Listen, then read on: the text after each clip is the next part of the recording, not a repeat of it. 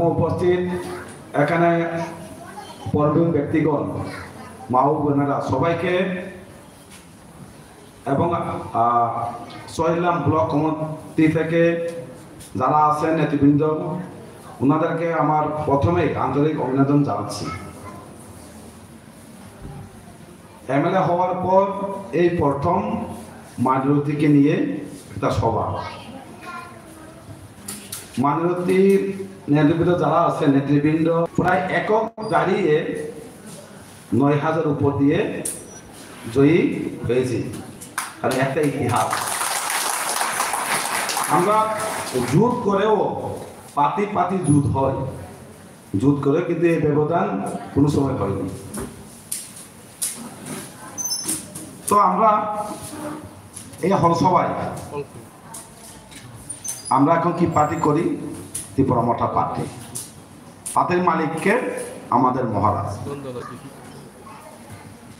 মঞ্চে হোক ওইখানে হোক সবাই আমরা কিন্তু অনেক পার্টি থেকে আসা, CPIM, Congress, INPT, IPFT, BJP, আমরা আলাদা আলাদা পার্টি করি, কিন্তু এটাকে একসাথে একত্রিত করেছেন কিন্তু কে? মহারাজ। মহারাজ যদি নেতৃত্ব না দিতেন কিন্তু কেউ পার্টি ছেড়ে আসতো না। আমরা যা যা পার্টি করি আদর্শ নিয়ে আমরা করতাম,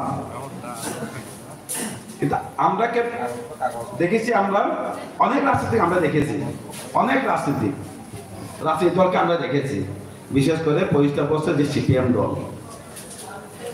সিপিএম দল যে পার্টি, ভোট ব্যাংক, সিপিএমের ভোট ব্যাংক কে ছিল আপনারা জানেন? ভোট ব্যাংক ত্রিপুরাসার মাইনরিটি। ত্রিপুরাসা বলে বামফ্রন্ট করত, মুসলিম বামফ্রন্ট করত। ঠকিয়েছেন কাকে ঠকিয়েছেন? কাকে পিছনে ফেলে দিয়েছেন? ওই দুই জাতিকে, ত্রিপুরাসার মুসলিমকে। এই হলো সিপিআইএম। এখনো তারা ভাবছে আগামী দিনে সরকার আসবে, আবার নেতৃত্ব দেবে, আসবে। কারণ ওনারা আগে 20টা রিজার্ভ সিট থেকে কাউন্টিং করতো, 20 থেকে 21-22 থেকে কাউন্টিং করতো। এখন এসটি রিজার্ভ সিটে আছে কেউ জনপ্রতিনিধি আছেন? নাই। এখন যা আছেন এসটি সম্প্রদায়ে, আমরা ত্রিপুরাসা, উনি রিজার্ভ সিটে দাঁড়িয়ে নির্বাচিত হয়নি। তাই আমরা এভাবেই একত্রিত হয়ে আমরা রাজ্যটাকে কিভাবে আমরা ডেভেলপমেন্ট, আমরা একটা কথা বলবো, আগে আমরা দেখেছি একটা কোনো জাতি হোক নিজে অধিকার নিয়ে আমরা স্লোগান বা দাবি তুললে একটা সামুদায়িক একটা বলতো, আর সামুদ্রের একটা হাওয়া উঠতো ত্রিপুরাতে।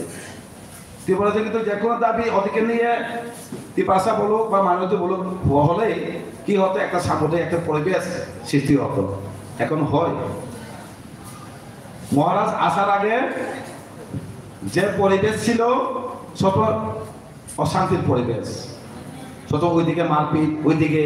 আর সিপিএম আমরা দেখেছি, সিপিএম কি দেখেছি আমরা? সিপিএম না করলে, বিরোধী প্রার্থী করলে কি করতো? কেসও ঝুলিয়ে দিত, মামলা করে কোথায়, তারপর বলতো আমরা পার্টিতে আসলে মামলা তুলে দেবো। এভাবে আমাদেরকে ঠকিয়েছে। ডেভেলপমেন্ট কি করেছেন আপনারা বলুন? ডেভেলপমেন্ট হয়েছে? এখনকে বেকার যে সমস্যা বলেছেন ওনারা, কে তৈরি করেছেন? ব্যাকলগ পুষকে, অনেক পুষ থাকা সত্ত্বেও কিন্তু চাকরি দেয়নি। ওই সময় কিন্তু চাকরি দিতে পারতো, ওই সময় যে নীতি পারতো চাকরি দিতে, কিন্তু দেয়নি। এসটি পুরো ছিল, এসসি রিজার্ভ, অনেক কিছু শূন্যপদ প্রত্যেক দপ্তরে, কিন্তু চাকরি দেওয়া হয়নি।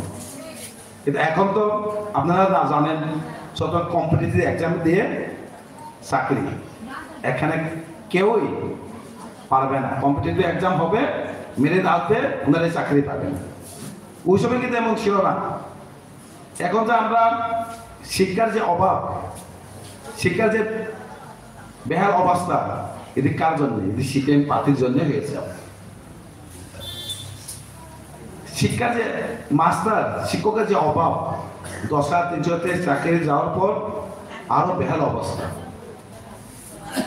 10,323 কার কারণে চাকরিটা গেল?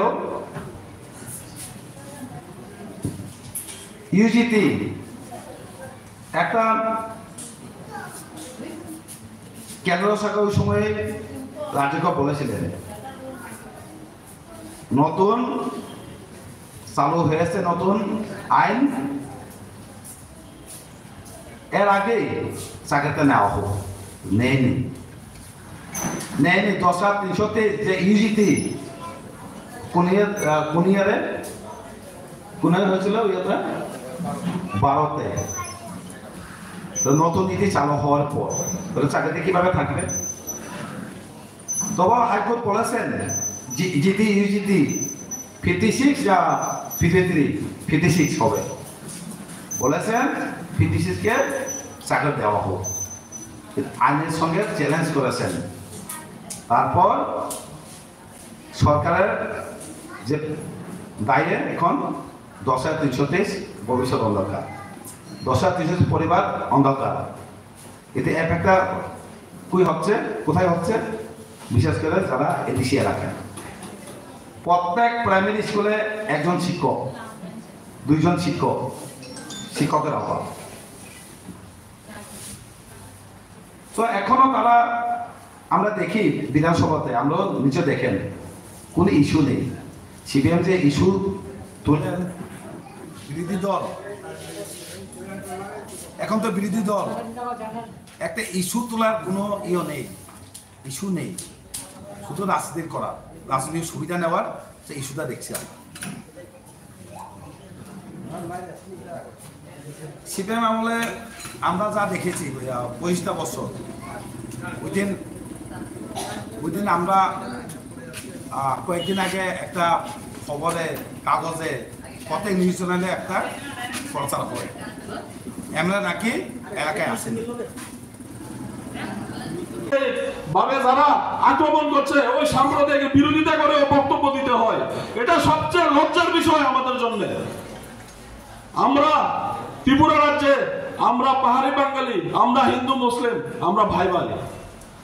আর আমি আপনাদেরকে, যারা বিশেষ করে মাইনরিটি সম্প্রদায়ের মানুষ আছেন এখানে, আমি আপনাদেরকে, ভাই বোনদেরকে, মাদেরকে বলতে চাই যে আমরা দেখেছি 2023 সালে একটা বিধানসভা নির্বাচন গিয়েছিল। তো ওইটা অ্যাসেসমেন্ট করে আমরা বুঝতে পেরেছি যে ওই নির্বাচনটার পরে যে আমরা মাইনরিটি সম্প্রদায়ের যারা আছি, তারা বিশেষ করে একটা বিশেষ দলের সঙ্গে, ওইটা হলো কমিউনিস্ট পার্টির সঙ্গে আমাদের লোক বেশি একটা ইনভলভ ছিল। তো আমি আমার যারা ইনভলভ ছিল ওই ভাই বোন এবং ভাইদের বলতে চাই যে আপনাকে 10 বছরে এসি বানাবে, 20 বছরে আপনাকে পিএম বানাবে, তাহলে আপনার ভোটার তো 18 বছরের নিচে হবে না।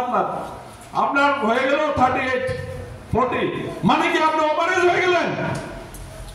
আপনার জুতো ছেড়াবে, মাথার চুল চলে যাবে, আপনাদের জন্য কিছু করবে না।